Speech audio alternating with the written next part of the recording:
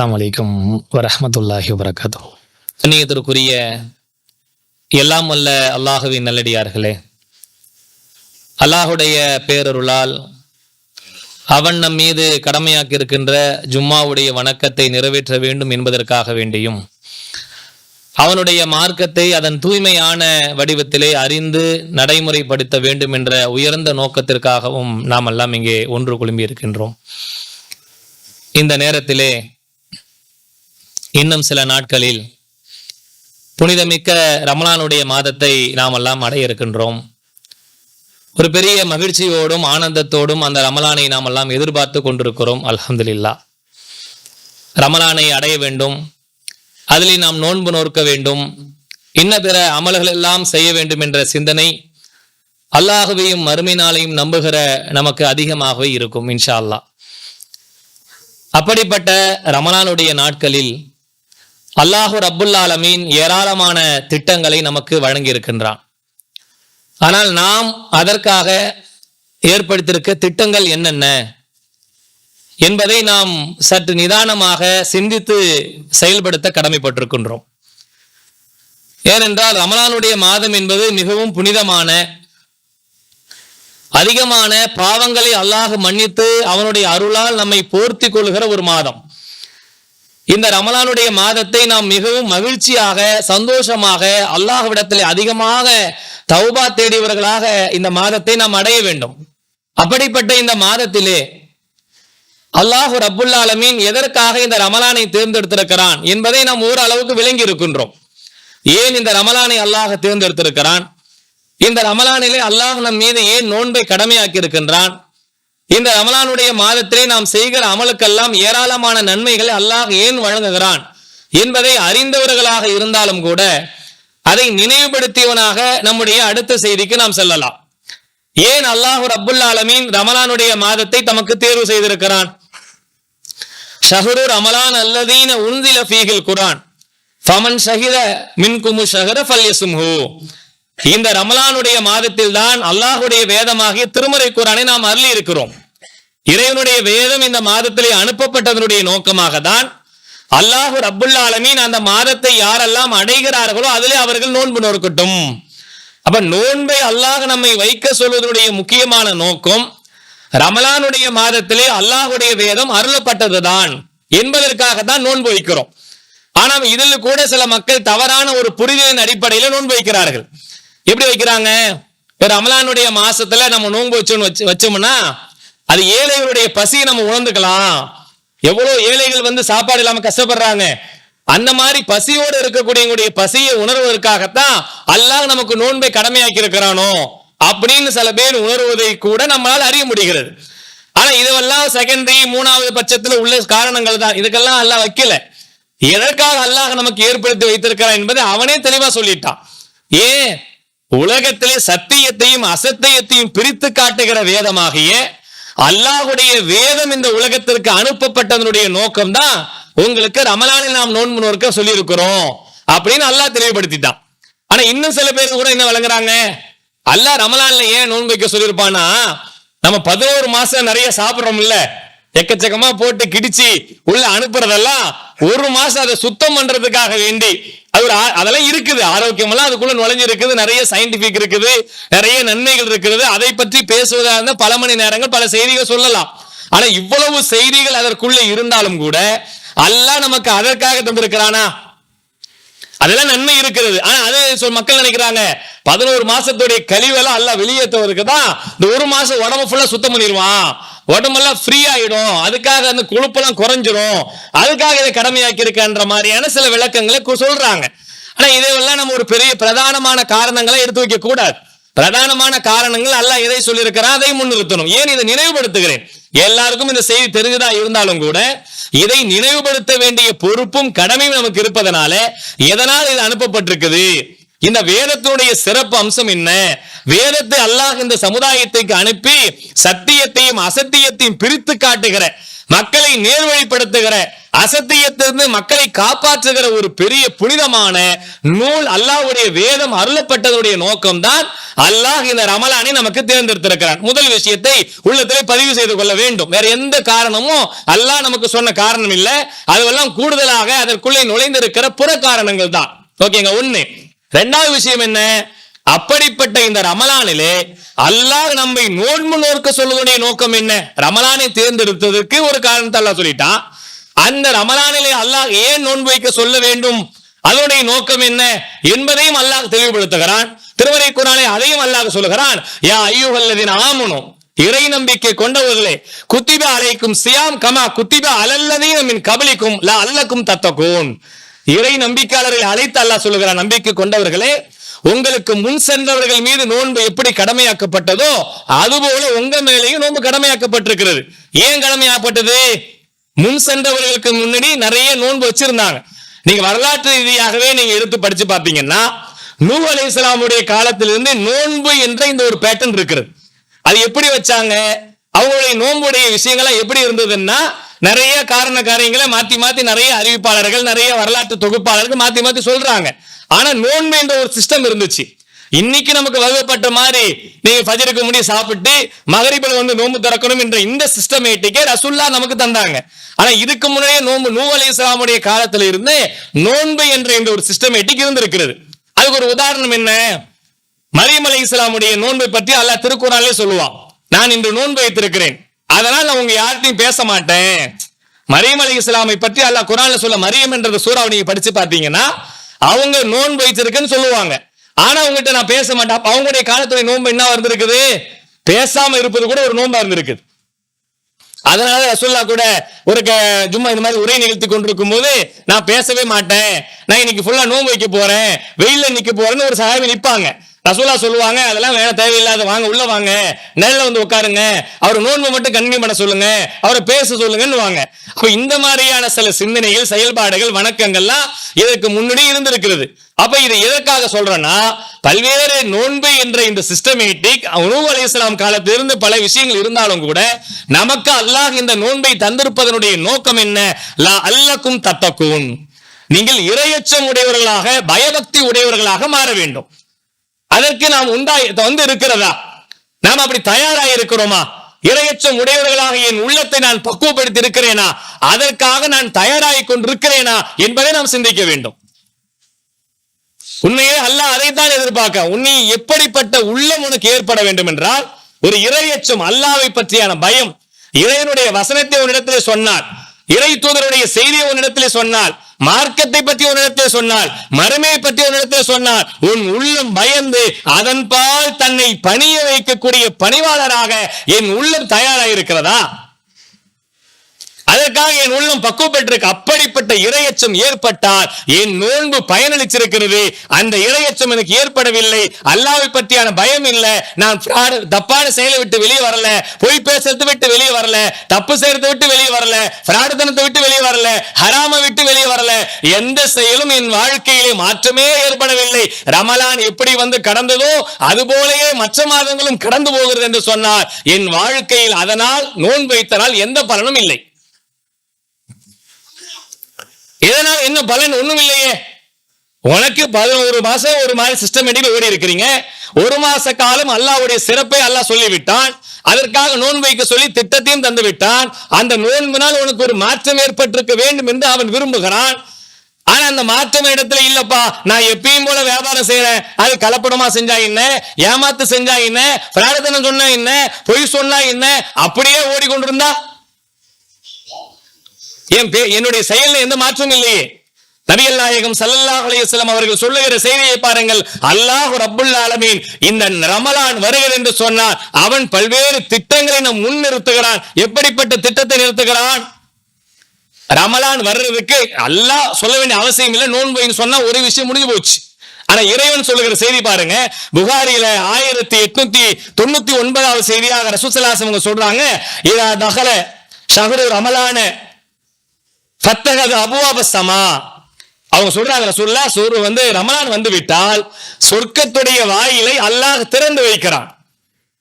எப்படிப்பட்ட வழியை இறைவன் ஏற்படுத்துற அவனுடைய திட்டம் என்ன? சொர்க்கத்தின் பக்கம் எப்படியாவது வந்துருங்கப்பா, பாவத்தின் பக்கம் போவாதீங்க, நரகத்துல விழுந்துடாதீங்க. அதனால் இறைவன் அழைக்கிறான். சொல்லிவிட்டு சொல்றாங்க, அடுத்தது நரகத்துடைய வாசலை இறைவன் பூட்டுகிறான்.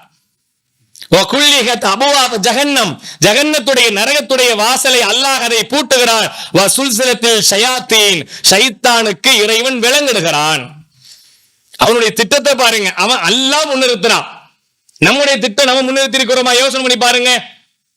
நரகத்துக்கு சீல் வைக்கிறான், பூட்டுகிறான். சொர்க்கத்தை திறந்து வைக்கிறான், ஷைத்தான்களுக்கு விளங்கிடுகிறான். ஆனால் என் வாழ்நாளிலே இந்த ரமலானை அடைந்த பிறகு நன்மையை செய்வதற்காக, சொர்க்கத்தை செல்வதற்காக என் பணிகளை அதிகரித்த திட்டம் எத்தனை? இத்தனை நாள் நான் தொழுவலப்பா, இனிமே நான் தொழுவக்கூடிய ஆளா நான் மாறிடுறேன். எப்பவுமே தொழுவணும் 5 வேளை, தப்பு அதுல மாற்றிக்கிறதே இல்லை. யாரும் கூட குறைய சொல்லவே முடியாது. 5 நேரம் தொழாம இருந்தாலும் கூட இனிமே நான் தொழுவ விட வேண்டும் என்ற திட்டம் வந்துவிட்டதா? எனக்கு யோசனை பண்ணுங்கள். அதுவும் குறிப்பாக ஜமாத்தோடு தொழ வேண்டும் என்ற சிந்தனை என் உள்ளத்தில் ஏற்பட்டிருக்கிறதா? வக்துக்குள்ளே தொழ வேண்டும் என்ற சிந்தனை எனக்கு ஏற்பட்டிருக்கிறதா? ரமலானில் செய்கிற அமலுக்கு அல்லாஹ் 1 to 10 வரைக்கும், 10 to 700 மடங்கு வரைக்கும் அல்லாஹ் நன்மையை தருகிறான். தான் நாடியவருக்கு இன்னும் கூட கொடுப்பன்றான். அப்ப இவ்வளவு நன்மைகளை வாரி வழங்குகிற இந்த ரமலானிலே, இனி வருகிற ரமலானில இன்ஷா அல்லாஹ் நான் என் வாழ்க்கையிலே தொழுகை விடாத ஒரு முஸ்லிமாக. சில பேர் ரமலானுக்கு மட்டுமே தொழக்கூடியதா இருப்பார். ரமலான் வந்துச்சுப்பா நான் தொழுகிறேன், மத்த நாள் அல்ல இல்லையா? மத்த நாள் நமக்கு கடமை இல்லையா? மத்த நாள் இறைவனை பத்தி யோசிக்க வேண்டிய அவசியம் இல்லையா? ரமலான் மட்டுமே நான் முஸ்லிமா இருப்பேன். நபிகள் நாயகம் ஸல்லல்லாஹு அலைஹி வஸல்லம் அதைத்தான் சொன்னார்கள். ஒரு முஸ்லிமுக்கும் காஃபிருக்கும் உள்ள அடையாளமே தொழுகைதான். முதல்ல தொழுகையை நடத்த இல்லாம இருந்தா, அந்த தொழுகைக்காக வேண்டி நான் ரமலான்ல வரேன், சரி ஓகே அல்ஹம்துலில்லாஹ், அல்லாஹ் உள்ளத்துல ஒரு மாற்றத்தை ஏற்படுத்திட்டான். அதுக்கு பிறகு ரமலான் முடிஞ்சா தொழுகை இல்லாமலே போயிடும். அப்ப அந்த மாதிரியான அறகுறையாக ஒரு தொழுகையாளி இல்லாம அல்லாஹ் சொல்வதை போல சொர்க்கத்துடைய வாயிலை இறைவன் திறந்து வைத்திருக்கிறான். இனிமே நான் சொர்க்கத்தின் பக்கம் போகிற வழியை நான் ஏற்படுத்துகிறேன், என் தொழுகையை சரிப்படுத்துகிறேன். சரியாக 5 நேரம் தொழக்கூடியவனாக குறிப்பாக நீங்கள் ஒரு திட்டமிடுங்கள். வருகிற ரமலான் இன்ஷா அல்லாஹ் அந்த வக்துக்குள்ளே அனைத்து தொழுகையும் ஜமாத்தோடு தொழுகிற ஒரு முஸ்லிமாக இறைவா என்னை ஆக்கு. அதுல கூடுதல் நன்மை தனியா தொழுவதை விட கூடுதல் நன்மை ஜமாத்துல இருக்கிறது. அதை விட ரமலானிலே அல்லாஹ் வாரி வாரி வழங்க போறான். அந்த திட்டத்துக்காக நான் செய்தது என்ன? ஆனால் நம்ம என்ன நினைக்கிறோம், சரி ரமலான் வந்துருச்சுப்பா, நம்மளுடைய திட்டம் எங்க இருக்குது? துணி எடுக்க வேண்டியிருக்குது, நிறைய பலகாரங்கள்லாம் வாங்கி வைக்க வேண்டியிருக்குது, இதை செய்ய பேரிச்சம்பழம் வாங்கி வைக்க வேண்டியிருக்குது, நன்னாரி ஜூஸ் வாங்கி வைக்க வேண்டியிருக்குது, அந்த சர்பத்து வாங்கி வைக்க வேண்டியிருக்குது. இந்த நம்முடைய திட்டங்கள்லாம் எப்படி போகுதுன்னா, இதெல்லாம் தேவைதான், தேவைக்காக வாங்கி வைக்கலாம், தப்பு கிடையாது. ஆனா திட்டம் எதுல மட்டும் இருக்குன்னா இதெல்லாம் இருக்கு. போன வருஷம் விட்டதெல்லாம் இந்த வருஷம் பிடிச்சிடணும் பாய். போன வருஷம் கொஞ்சம் உடம்பு சரியில்லையா, எதையும் குடிக்க முடியல, எதையும் திங்க முடியல, ரமலான்ல எதையுமே சாப்பிட முடியல, கஞ்சி மட்டும் தான் குடிச்சேன். இந்த வருஷம் சரி எல்லாத்தையும் சாப்பிட்டு பார்த்துடணும், அல்ஹம்துலில்லாஹ் அல்லாஹ் நான் எல்லாத்தையும் நம்ம அனுபவிப்போம், தப்பு இல்லை. ஆனா நம்ம திட்டம் என்னவா இருக்குது?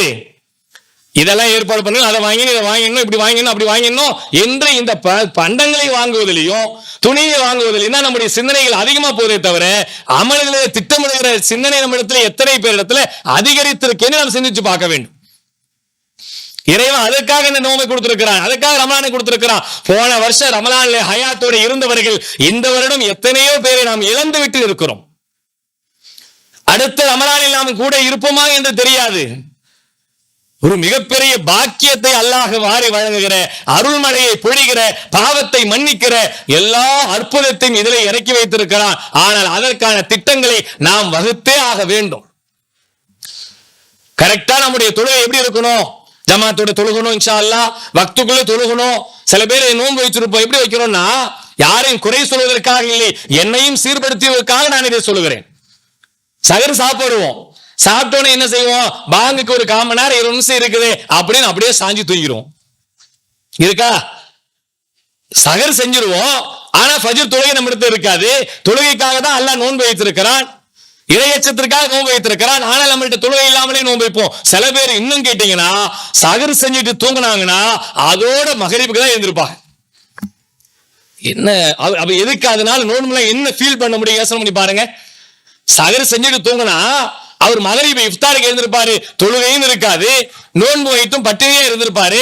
பகல்ல விழித்திருந்தால்தான் பாவத்திலிருந்து மீள முடியும், தீமைன்னு தெரியும் போது அல்லது தவிர்க்க முடியும், பொய் பேசாம இருக்க முடியும், தப்பு செய்யாம இருக்கிறது எல்லா சூழ்நிலை ஏற்பட்டு அதிலிருந்து விலகினால் இரையச்சம் ஏற்படும்.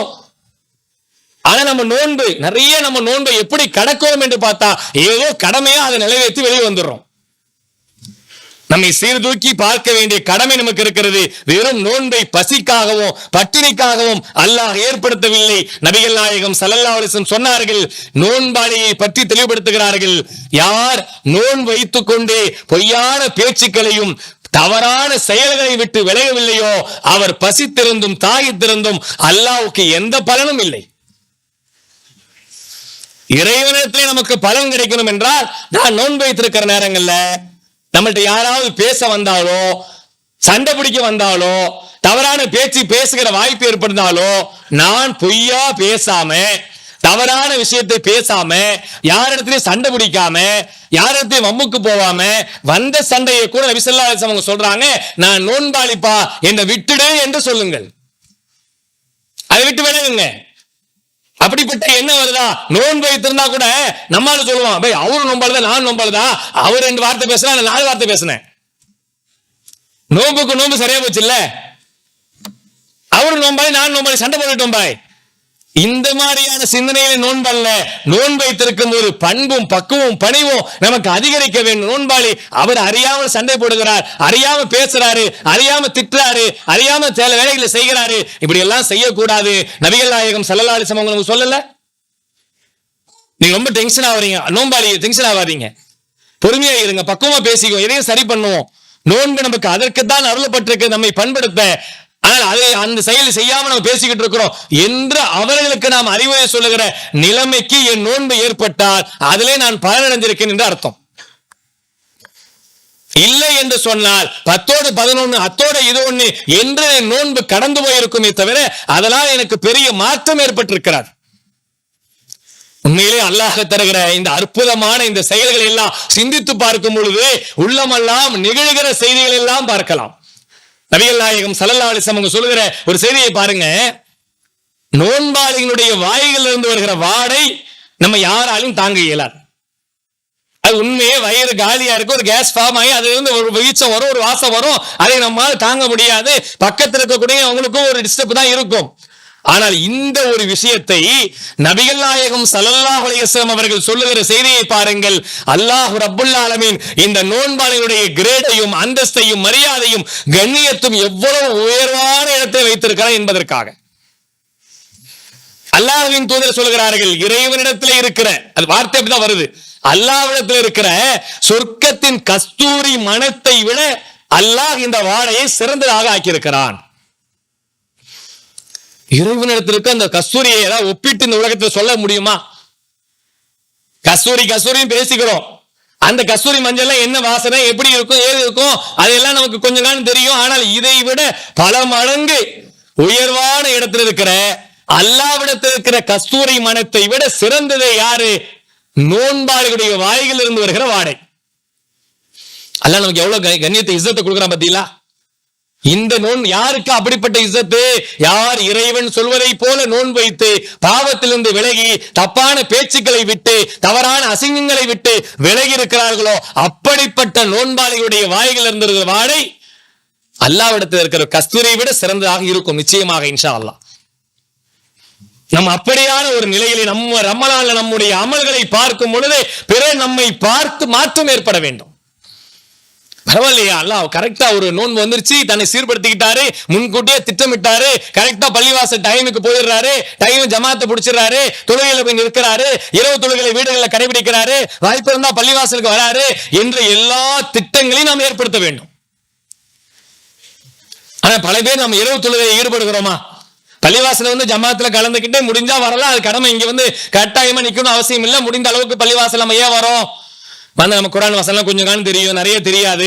இங்க வந்து நின்னா நிறைய குரான் வசனம் கேட்கலாம், வீட்டுல படுத்தா தூங்கிடுவோம், ஷைத்தான் நம்மளை வந்து மறக்கடிச்சிருவான். அதுக்காக ஜமாத்துக்கு வர அல்ஹம்துலில்லாஹ் வருவோம், தொழுவோம் இன்ஷா அல்லாஹ். ஆனா அதிலே கூட நாம இப்ப எந்த அளவுக்கு ஈடுபாட்டா வருகிறோம்? நபி ஸல்லல்லாஹு அலைஹி வஸல்லம் சொல்ற ஒரு செய்தியை பாருங்க. மன் சாம ரமலான ஈமான், யார் ரமலானிலே நம்பிக்கை கொண்டு நன்மை எதிர்பார்த்தவர்களாக வக்திசாபு குஃபிரலஹு மா தகத்தம மின் தன்பிஹி, அது ரசூலுல்லாஹ் சொல்ற வார்த்தையை பாருங்க. யார் உண்மையிலேயே நம்பிக்கையோடு நன்மை எதிர்பார்த்தவர்களாக இரவுலை நின்று வணங்கு நோன்பு வைக்கிறார்களோ அவர்களுக்கு அல்லாஹ் ரப்புல் ஆலமீன் முன் சென்ற பாவத்தை எல்லாம் மன்னித்து விடுகிறான். ஒரு செய்தி.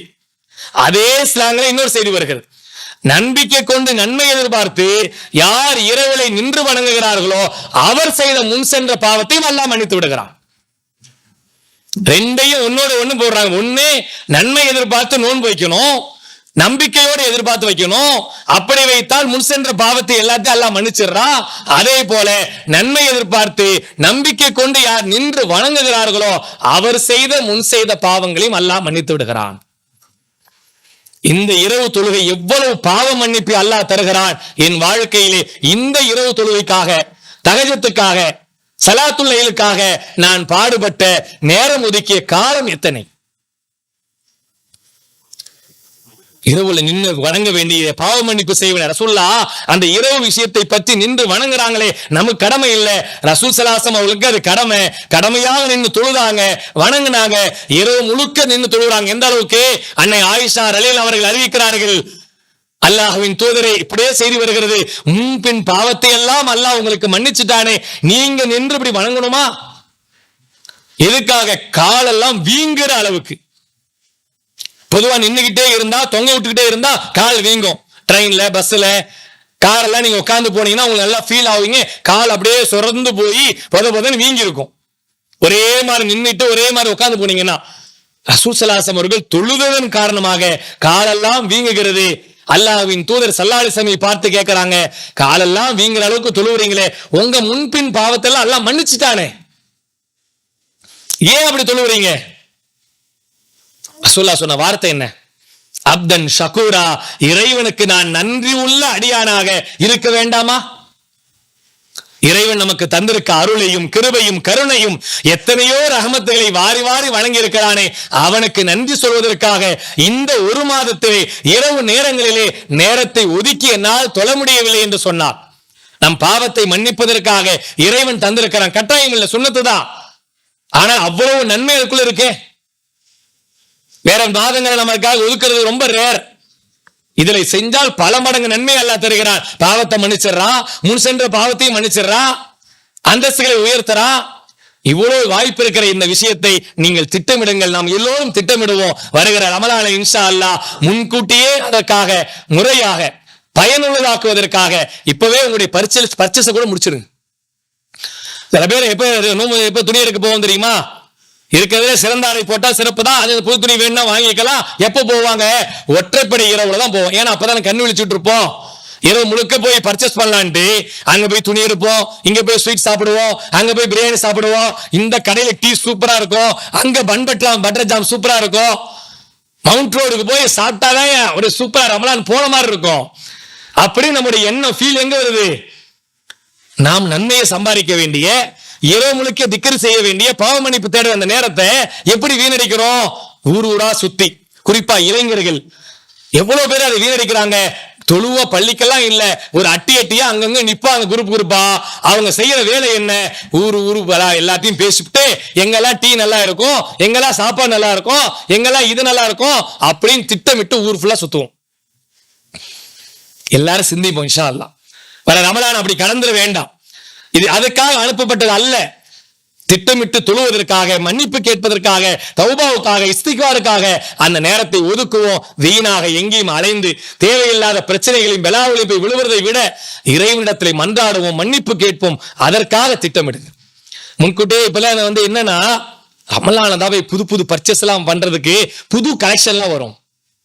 நம்ம எப்படி ஃபீல் ஆகுதுன்னா, ரமலான்ல தான் கலெக்ஷன் சூப்பரா வரும், அப்போ போய் வாங்கிக்கலாம் நினைக்கிறோம். ஆனால் அந்த நேரத்தில் தொழாம எத்தனை பேர் விட்டுடுறோம். இரவுல தொழுகை ஓகே, வாங்கிட்டு தொழுதா பிரச்சனை இல்லை, அதுலயே விட்டுறோம் எல்லாத்தையும். அதனால முன்கூட்டியே பர்ச்சேஸ் எல்லாம் முடிச்சுட்டா ரொம்ப ராகத்து. அதற்காக திட்டமிட்டு முழுக்க நம்முடைய சிந்தனைகளையும் இபாதத்துகளையும் அல்லாஹ்விடத்திலே மன்றாடுவதற்காகவே இந்த ரமலானை நாம் திட்டமிடுவோம். அல்லாஹ் ரப்பல் ஆலமீன் போட்டிருக்க திட்டங்கள் ஏராளமான விஷயங்கள். ஆனால் நாம் போடுகிற திட்டத்தை வேற வேற விஷயத்துக்காக கழித்து விடாமல் இறைவன் நமக்கு வழங்கியிருக்கிற இந்த ரமலானை முழுமையாக பயனுள்ளதாக ஆக்க வேண்டும் என்ற சிந்தனையோடையே இந்த ரமலானை நாம் அடைய வேண்டும். அப்படியே முழுமையாக கடந்து அதில் அல்லாஹ் சொல்லுகிற நன்மை எதிர்பார்த்து நம்முடைய இறையச்சம் ஏற்பட்டு அதிலிருந்து வெளியேறுகிற சிந்தனை நமக்கு வர வேண்டுமே தவிர வேற வேற சிந்தனைகள்ல ஷைத்தான் நம்மளை வழிகெடுத்தல வேண்டாம். நபிகள் நாயகம் ஸல்லல்லாஹு அலைஹி வஸல்லம் அவர்கள் எதெல்லாம் இந்த மாசத்திலே நமக்கு செய்வதற்காக அனுமதிக்கப்பட்டதாக வழங்கி இருக்கிறார்களோ, சொல்லி இருக்கிறார்களோ, அதை செய்வதற்காக திட்டமிட வேண்டும் என்பதுதான் இந்த உரையினுடைய முக்கியமான நோக்கம். அல்லாஹ்வுடைய திட்டங்களை சிந்திச்சு பாருங்கள், நம்முடைய திட்டங்களையும் சிந்திச்சு பாருங்கள். இந்த ஜும்மாவுடைய நாள்ல கூட இங்க வந்திருக்க எல்லோரும் ஓரளவுக்கு ஏகத்துவத்தை விளங்கிய மக்கள் தான். இந்த ஜும்மாவுடைய எவ்வளவு சிறப்பை அல்லாஹ் வைத்திருக்கிறான். இதுக்காக நீங்கள் முன்னடியா குளித்து சுத்தமாகி நல்ல துணி போட்டு அத்தரை பூசி தேங்காய் தேத்தி தலையை ஒதுக்கி அப்படியே ஒரு ரம்மிய அழகான தோற்றத்திலே, தூய்மையான தோற்றத்திலே அல்லாஹ்வை நினைப்பதற்காக, இறைவன் முன் நிற்பதற்காக நீங்கள் வருகிறேன் என்று சொன்னால் அல்லாஹ் ரப்பல் ஆலமீன் வீட்டிலேயே ஒழு செய்து விட்டு வரும் பொழுதெல்லாம் நம்முடைய பாவத்தை அல்லாஹ் மன்னிக்கிறான், நம்முடைய அந்தஸ்தை இறைவன் உயர்த்துகிறான். இவ்வளவு அற்புதம் பாருங்க. வீட்டிலேயே ஒழு செஞ்சு தொழுவுக்காக நீங்க வந்தீங்கன்னா அவ்வளவு நன்மை. அதை தாண்டி இமாம் மெம்பரில் ஏறுவதற்கு முன்பாகவே நீங்கள் உள்ளே நுழைந்து விட்டால் அங்கே வானவர்கள் இன்று பதிவு செய்வார்கள், யாரெல்லாம் உள்ள வரா, இப்ராஹிம் வராரு, இஸ்மாயில் வராரு, யாக்கூப் வராரு, அப்துல்லா வராரு, எல்லாத்தையும் பதிவு செய்து விட்டு அவர்களும் வந்து உரையிலே உட்காருகிறார்கள். அதுல ஏன் அதை சொல்லுகிறேன், முன்கூட்டே வர்றவங்களுக்கு ஒட்டகத்தினுடைய குர்பானி நன்மை, மாட்டினுடைய குர்பானி நன்மை, ஆட்டினுடைய குர்பானி நன்மை, இதெல்லாம் நமக்கு தெரியாம இருக்கா? இதெல்லாம் ஃபர்ஸ்ட் கேட்கிற செய்தியா? ஆனா இதுவே ஒரு 4 ஒட்டகத்தை வாசல்ல கட்டி போட்டு யார் முன்னாடி வராங்களோ அவங்களுக்கு கொடுத்துருப்பாய் அப்படின்னு சொல்லி பாருங்க, எத்தனை பேர் முண்டி வச்சு வந்திருப்போம். ஒண்ணு இல்ல, 4 to 5 நோன்பு கஞ்சி வாங்கும் நேரம் அப்படின்னா நம்மளுடைய பரபரப்பு எப்படி இருக்கும்? டேய், அசர் தொழுகை எங்க 3:45 பாரு, 4 மணிக்கு தொழுகை பாரு, உடனே கஞ்சி வாங்கிட்டு வந்துடுறியே. அந்த நேரத்துக்கு கழிச்சு போயிட்டா நோன்பு கஞ்சி கிடைக்காது. நோன்பு கஞ்சி இல்லாம நோன்பு திறந்தா நோன்பு திறந்த ஃபீலே நமக்கு இருக்காது. அதெல்லாம் ஓகே, ஆனா அதை விட சிறப்பு இல்லை இங்க. இதுல நன்மை இருக்கா இல்லை சிந்திச்சு பாருங்க. இன்ஷா அல்லாஹ் இப்பவே நீங்க திட்டமிடுங்கள். வருகிற ஜும்மாவிலிருந்து நாம் வாங்க சொல்வதற்கு முன்பாகவே உள்ளே நுழைய வேண்டும். அல்லாஹ்வின் பதிவேற்ற பேர் வர வேண்டும், ஒட்டகத்துடைய நன்மையை பெற வேண்டும், குர்பானினுடைய நன்மையை பெற வேண்டும், உரைகளில் முழுமையாக பங்கெடுக்க வேண்டும். தொழுகையே நான் நின்று நான் பரிபூர்ணமாக இந்த ஜும்மாவை அடைந்து விட்டால் நபிகள் நாயகம் ஸல்லல்லாஹு அலைஹி வஸல்லம் சொன்னார்கள், அடுத்த ஜும்மா வரை உள்ள சிறு பாவங்கள் அனைத்தையும் அல்லாஹ் மன்னித்து விடுகிறான். அவ்வளவு சிறப்பு இருக்கிற இந்த நன்மையை இன்ஷா அல்லாஹ் நாம் திட்டத்தோடும் சிறப்போடும் நன்மை எதிர்பார்த்து இஹ்லாஸான உள தூய்மையான இறையச்சத்தோடு திட்டமிடுவோம். இன்ஷா அல்லாஹ் வருகிற ரமலானை அல்லாஹ் எதிர்பார்ப்பதை போல நம் உள்ளத்தை பக்குவத்தோடும் பணிவோடும் இறையச்சத்தோடும் அந்த ரமலானை அடைந்து கடந்து செல்கிற நன்பாக்கியத்தை நம் அனைவருக்கும் தந்தருள்வானாக என்ற துஆவோடு நிறைவு செய்கிறேன்.